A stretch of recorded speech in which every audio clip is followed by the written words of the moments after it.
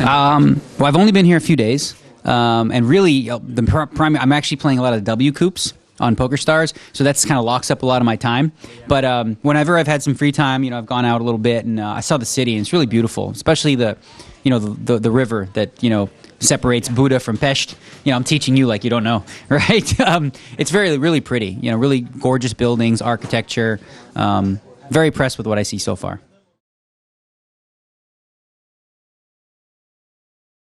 Yeah, I actually met a lot of the Hungarian players in Barcelona. There was a group of them. One of them made the final table. And it seems like, I actually talked a little bit of strategy with them because I, went out with them a little bit and found that, they're pretty sharp. It's an emerging country in terms of poker, in terms of results. They seem to be doing a lot better in the last 6 months. Well, this tournament for me is mostly about fun. I came here to enjoy myself because I've never been to a poker club in Budapest, and it's gorgeous in here. It's kind of like a castle. It's pretty neat. I like it. It's different, and I'm just really here to have some fun. Maybe I'll have a couple drinks and just, screw around. Basically, I don't care. This is going to be like winning a bracelet to me.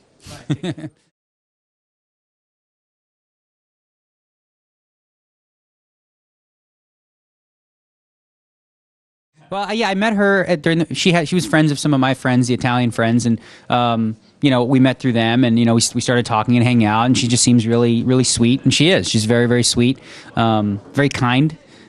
She's not what you'd expect from someone as beautiful as she is. You don't typically see women that look like her being as sweet and giving as she is. You compare it, like, for example, a lot of American girls, when they know they're that hot, they act like it, but she doesn't. She's very sweet. That's cool. Yeah, she's actually really interested in poker. She takes it very seriously. She loves it. When if she gets busted out of a tournament, she's not happy. But she seems to really love it, and she's very competitive and likes to be good at anything that she does. Yeah. I'm going to be in Europe a lot more because poker's sort of.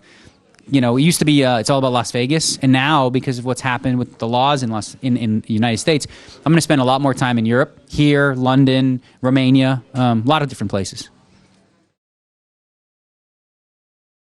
Well, it's always been something that's important to me, and the site that tracks it, now they have 4 lists, I think, and I'm number 1 on 3 of the lists. He's number 1 on the other list, which is the one that people look at most. But there's a $2.5 million score that I don't think should count personally. So I really don't. It's it's like a sit and go.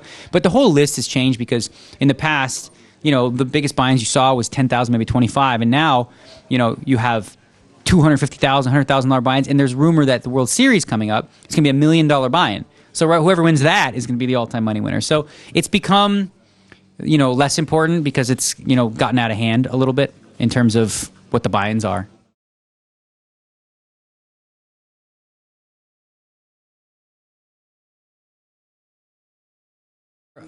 I have friends that I talk to. When I decided I was going to start taking it more seriously early in 2010, I really went to the online world, and I was basically, my first lessons were by playing against some of the best players in the world and try to see what they're doing differently online than I am. And through that, there's a good friend of mine, Lex Veldus, who I asked a lot of questions of, and Jason Somerville. And when I was playing Isildur, that was a very amazing learning experience for me.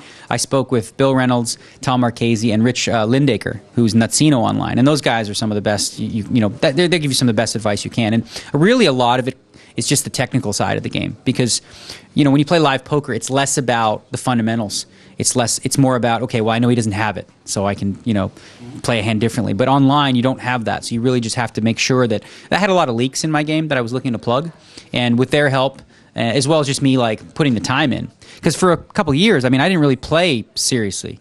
I didn't play a lot of poker, and everyone else is playing, 40,000 hands a day, and I'm not. So what's going to happen? They're going to get better, and I'm going to stay the same, which means they're better than me. Well, I don't like that, so I have to learn and improve my game as well. Well, I actually advise people when I wrote my blog. Once this happened, I said, the rest. First of all, I think it's funny that if you think of the early '80s and the Cold War, the big USSR and America, who would think today that you'd have to leave your home in New York and go to Russia to have the right to sit in your underwear and play poker on the internet. So it's beyond absurd. But I think for any young 22, 23-year-old guy who's not settled down with a family, it makes complete sense for them to move to Mexico, Canada, Europe, anywhere they want, and continue to make a living doing what they love to do and have the freedom to do so. I think the situation will get ironed out in America. It really would be absurd not to fix it, because it's considered a free country, you know. So hopefully they give people the freedom to play online poker. Well, there's rumors that, you know, end of year, within a year, but, you know, I'm like more reserved because I've heard, oh, it's happening now. I'm going to play the wait and see approach, but I think, you know, I'm hoping it's a couple years at most, but you never know. You're dealing with government, and a lot of time they disagree and they don't get things done the way they should.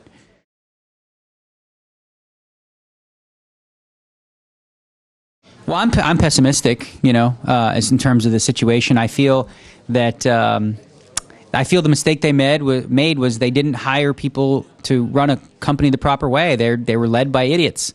Really, I mean, you know, it's not the people's fault. Like, it's not, you know, people try to throw blame at people like Phil Ivey or John. It's not their fault. They were not the decision makers. You know, they did nothing wrong, if you will. It's people like Howard Lederer and Ray Bitar, who's being named, you know, who are the ones that are really the buffoons, the arrogant idiots who totally screwed the players here and deserve all the venom they're getting, plus about 1,000 times worse.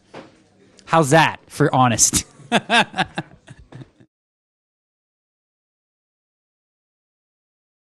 Well, this is part for me of over 2-month trip in Europe. So really, the plan is to, you know, play the W Coops out, and then I'm going to be doing more traveling and try to really finish off the year with a nice big score. I started the year off with a 1.1 million score, and then another 500,000. So I'd like to double that if I could by the end of the year. But, you know, we'll see. Oh, thanks, man. Appreciate it. See ya, everybody from Poker Academia.